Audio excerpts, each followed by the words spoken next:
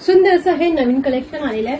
खूप छान कलेक्शन आहे. फॅब्रिक पण एकदम सुंदर आणि खूप सुंदर असा हा येल्लो कलर पहा. सुंदर साडीवरती आरीवरचं काम, छान असं हँडवर्कचं काम, त्याच्यामध्ये सिक्वेन्स आहे आणि खूप सुंदर पाहायचा हा डाळिंबी कलर.